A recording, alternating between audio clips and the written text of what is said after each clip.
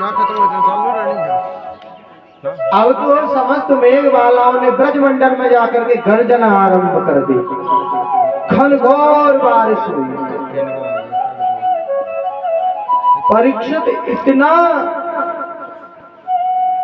जल इंद्रदेव ने मेघमालाओं द्वारा बरसाया कि समस्त ब्रजमंडल डूब जाए, परंतु कहते न कि जाको राखे साइया मार सके ना कोई, और बाल नवा को कर सके चाहे जग वैरी हो। जिसका रखवाली करने वाला मेरा ईश्वर है, भला उसको कोई मार सकता है? कोई नहीं मार सकता। और महाराज सुखदेव स्वामी कहते हैं, राजर्षि परीक्षित, इतना मेघ वर्षा फिर भी ब्रजमंडल में धूल उड़ने लगी। देखो कितनी सुंदर बात कही कि इतनी मेघमालाओं ने घनघोर वर्षा की और ब्रजमंडल में जाकर के देखा तो धूल उड़ रही है। परीक्षित कहने लगे, महाराज यह बात हमारी समझ में नहीं आई। आप कह रहे हैं कि ब्रजमंडल में घनघोर वर्षा हुई और फिर धूल कैसे उड़ने लगी, यह बात हमारी समझ में नहीं आई। सुखदेव स्वामी कहते हैं, राजर्षि परीक्षित, ब्रजमंडल में धूल इस प्रकार उड़ने लगी। अब सुनाने लगे हैं आगे की कथा। भगवान श्री राम ने और जब रावण को वध कर दियो और वध करके अयोध्या में पधारे, एक दिन जानकी जी ने कही, प्रभु एक बात बताओ, हम वन में गए, इतने वन में जाकर के हमने कष्ट भोगे हैं, आपने इतने राक्षसों को वध कियो और मैं भी रावण के यहाँ 11 माह 26 दिन रह करके आई, निश्चरियों को मुखड़ो देखो। अब मेरे मन में एक सवाल आवे। भगवान बोले, बोलो कि एक काम करो, कोई ब्राह्मण को जीमण खत्तर नोट तो दे के आओ। किसी ब्राह्मण को जीमणे खातर। बोले ठीक है। अब तो महाराज बोले ऐसो तो लेके मत आइए, कोई एक चपाती रखे थाली में, तभी कह दे बस बस बस बस बस हैं, कोई ठीक ठाक खाने वाला लेके आइए प्रभु। भगवान बोले, जानकी जी जिसका जितना उधर होगा, जितना जिसका पेट होगा उतना ही तो खाएगा हैं?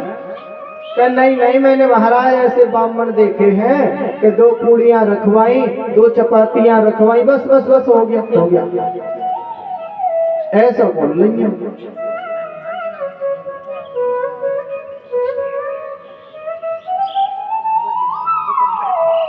तो कहा कि ठीक है।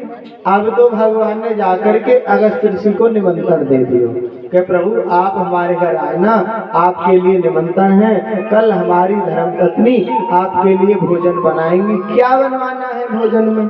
ऐसे पूछते हैं ना, कल भोजन है तो क्या खाओगे, क्या बनवाए? तो अगस्त्य ऋषि ने तो कह दिया, हम खाएंगे क्या, हम खाने के लिए थोड़ी ना जीते, हम तो जीने के लिए खाते हैं, दाल रोटी खाएंगे और क्या खाएंगे, कोई बनवा देना। चलो ठीक है। अब तो महाराज जब किसी को निमंत्रण दे करके आवे तो अच्छी खासी व्यवस्था करके भोजन बनावे। जानकी जी ने 56 प्रकार के भोजन बना दिए। अगस्त्य ऋषि पधारे, उनके चरणों को धोया, चरणों को धो करके आसन पर बिठा दिया। आसन पर बिठा करके कहने लगी जानकी मैया, प्रभु आज्ञा हो तो भोजन की थाली लेकर के आओ। बोले हाँ जी माता जी लेकर के आओ। अब तो सर्वप्रथम कटोरियों का प्रारंभ कर दिया लाना। एकदम से अगस्त्य चारों तरफ देख रहे, कटोरियां ही कटोरियां हैं, किसी में सब्जी है, किसी में रसगुल्ले हैं, किसी में सीरो है, किसी में हलवो है, किसी में लापसी है, किसी में चावल है, किसी में कड़ी है, किसी में पकौड़ा है, किसी में बड़ा है, किसी में मीठी कचौड़ी है, पता नहीं क्या क्या, चारों तरफ। और स्पेशल चिड़ावा वाला बड़ा है, सबसे बढ़िया लगे, जोर को लगे। अच्छा, चढ़ावा वाला बड़ा जो है सबसे अच्छा लगता है, और हमें ना लगे वो एक पैसा को।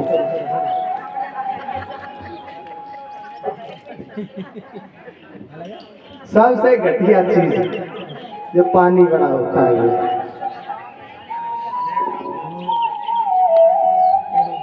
हाँ, एक चढ़ावा में कचौड़ी तो देते हैं जो मीठी होती है, मावा रखा रहता है उसके अंदर, वो तो कहीं तक थी। सब घटिया है। अब तो महाराज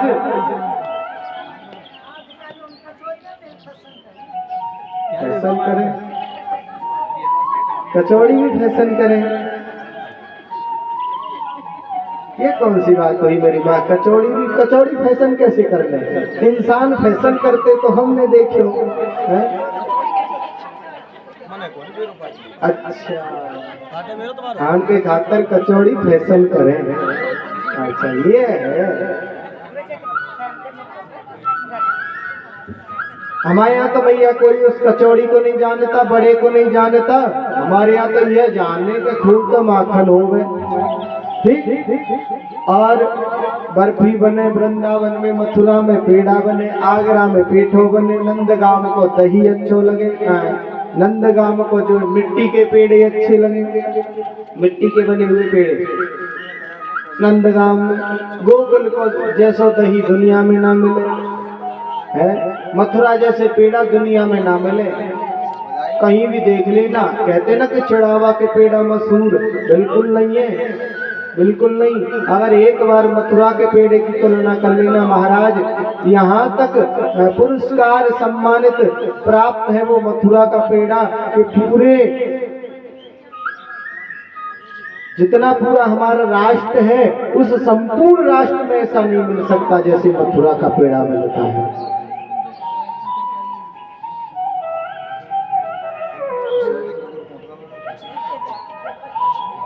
और वो बड़ा हो, उसे पानी में गला दो, रात को बना दो, रात को ही गला दो, सुबह तक गर्मी हो तो उसमें से बदबू आने लगे, परंतु फिर भी खाओ उसी वजह से।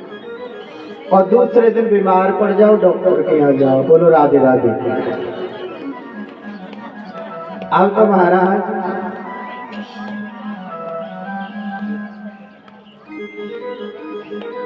जानकी मैया ने नाना प्रकार के भोजन बनाए हैं और आचमन कराए दियो। अब तो महाराज अगस्त ऋषि भोजन पाने लगे।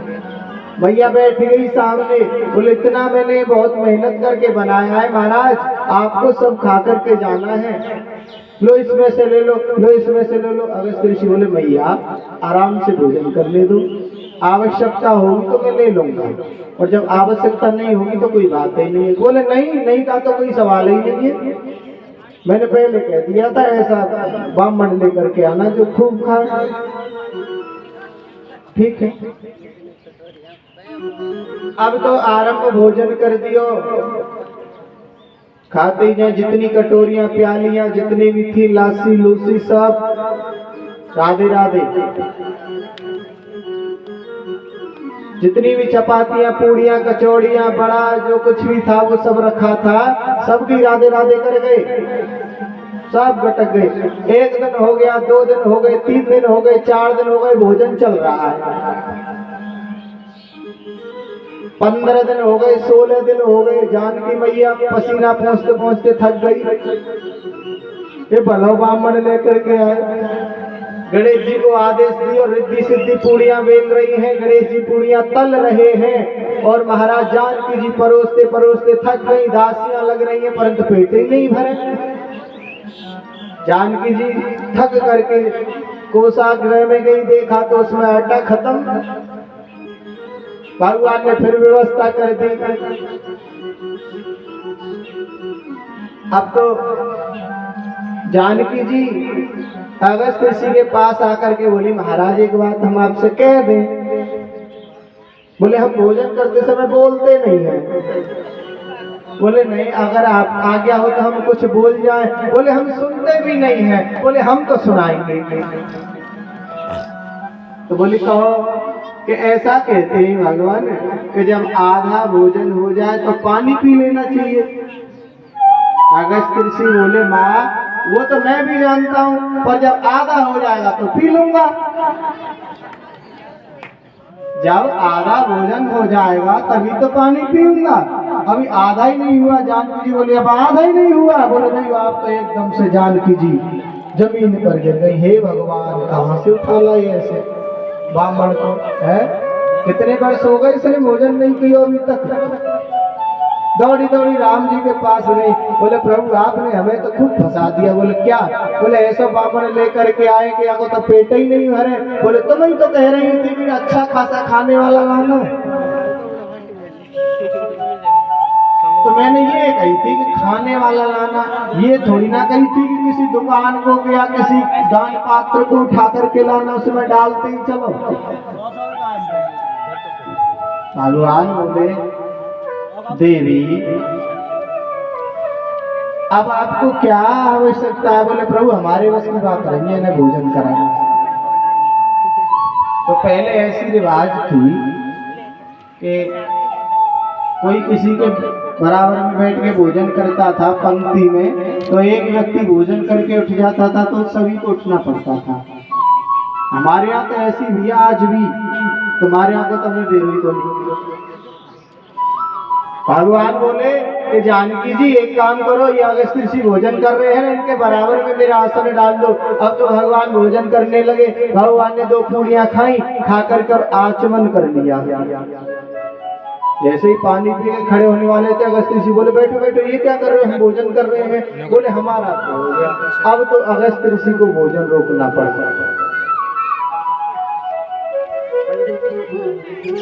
नियम है तुम्हारे यहाँ भी ऐसा नियम है क्या? हमारे यहाँ तो ऐसा नियम है कि पंक्ति बैठी है और भोजन कर रहे हैं, जब तक सब भोजन नहीं कर लेंगे तब तक कोई उठेगा नहीं।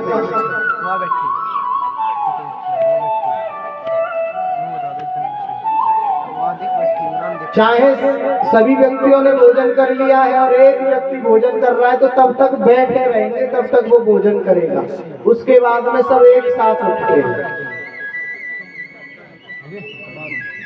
तो हमारे ब्रज में आज भी रीति रिवाज है, अगर कोई व्यक्ति पहले उठ गया तो उसे 50 डांट पड़ेंगी, वहीं बिठा दिया जाएगा, आराम से बैठिए। और तुम्हारे यहाँ क्या रिवाज है? टेबल पे लगा दिया, वैसे ही ना, अपने आप लो और अपने आप खाओ और अपने आप फेंको।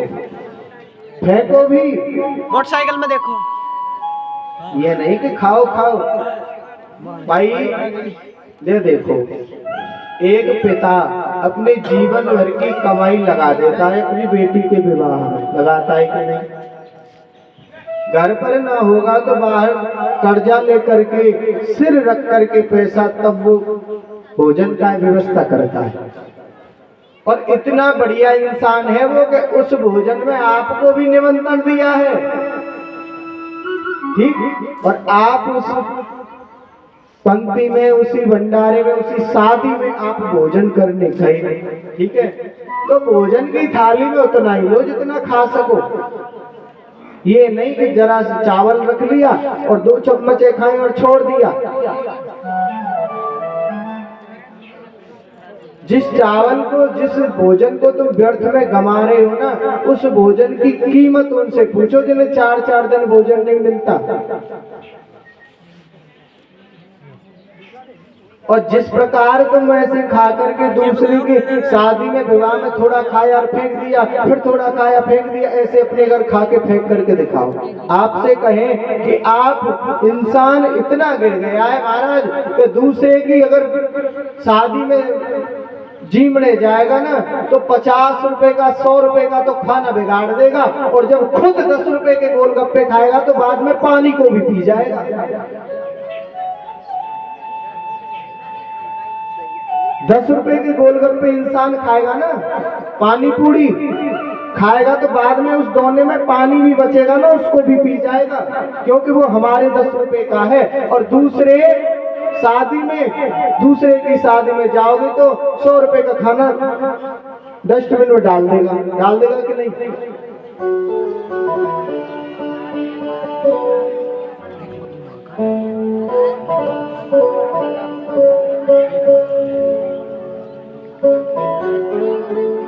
तो भोजन को कभी बिगाड़ना नहीं चाहिए।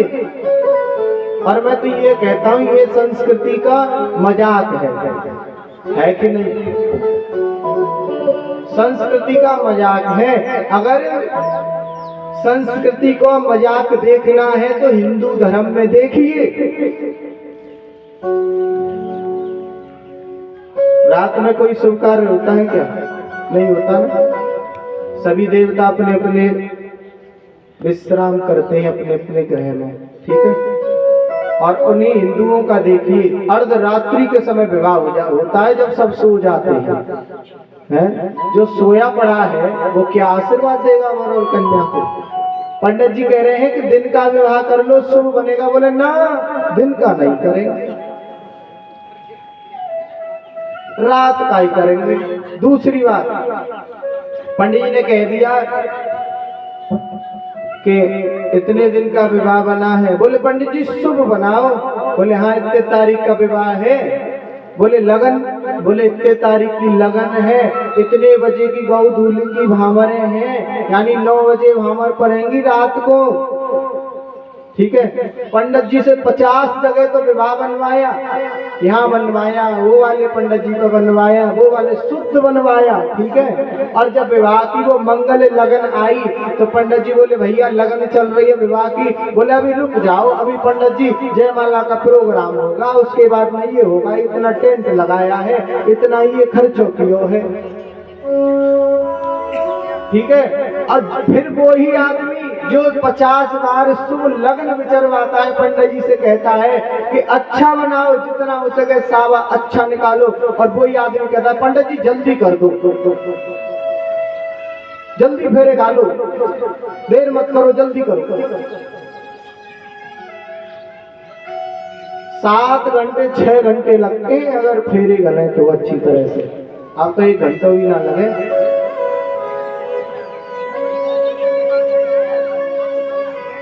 पहले रीति रिवाजों के साथ में विवाह होते थे महाराज, और रीति रिवाजों के साथ में विवाह होते थे, उन्हीं के हिसाब से मंगलाचरण होते थे, उन्हीं के हिसाब से पंडित जो है संपूर्ण विवाह के मंत्र पढ़ते थे, और वो रिश्ते आज तक चल रहे हैं। और जो 1-1 घंटे में विवाह हो रहे हैं ना, वो हर एक साल भर 2 साल पीछे तलाक लग रही है।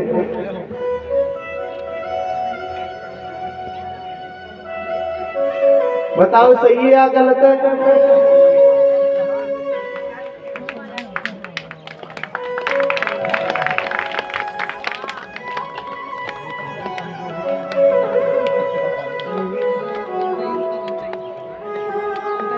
तो किसी के यहाँ जाओ, उसे क्या कहते हैं जो खड़े होकर खाते हैं, उसे क्या कहते हैं उस खाने को?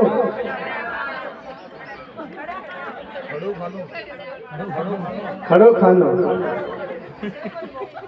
उसे बोलते क्या है? कौन सा सिस्टम बोलते हैं उसे?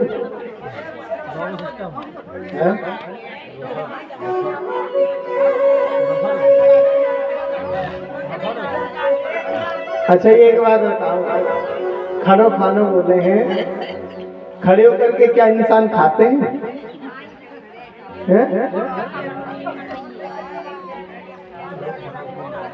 खड़े होके तो ये डांगर खामे, ये कुत्ते खामे, बताओ खड़े होके कोई खाता है? अरे खाने की कोई संस्कृति है? कोई यही कहीं है लिख के दिखा दे कि खाना खड़े होके खाना चाहिए? कौन खाना चाहिए ना? और उसमें होता बिल्कुल कुत्तों जैसा है, कोई किसी के ऊपर डाल रहा है, कोई किसी के ऊपर डाल रहा है। हाँ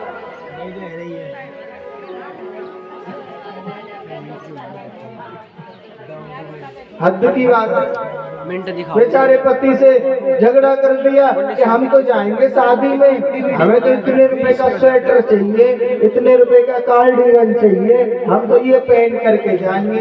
बेचारे पति ने सिर रख करके किसी से कर्ज लेकर के तुम शादी में जा रही हो, साड़ी दिलवाई, स्वेटर दिलवाया है, लाचो दिलवायो, जो भी है भेष दिलवायो।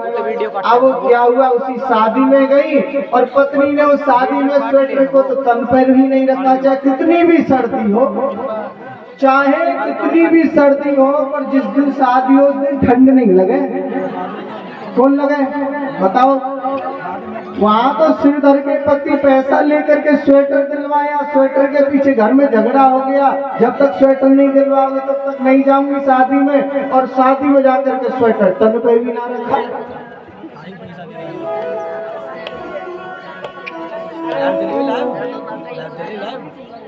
इतने महंगे महंगे लहंगे कुछ पूछो ही मत। खा लिया और ऐसे उठाकर फिर चले, वहां रख दिया, फिर खा लिया, फिर उठा करके चले, फिर वहां रख दिया, फिर खा लिया। बोलो राधे राधे। तो इस जो मन में जो अंधकार भरा हुआ है, ये जो मन का आंगन है, इसको पहले बुहारो, इसे ज्ञान की बुहारी से बुहारो, तब जाकर के भगवान आपके हृदय में आएंगे। भगवान आने वाले, जब तक इस मन में ज्ञान की बुहारी नहीं लगेगी तब तक ये मन साफ नहीं होगा, तब तक गुरुदेव की संटी नहीं लगेगी तब तक ये मन साफ नहीं होगा।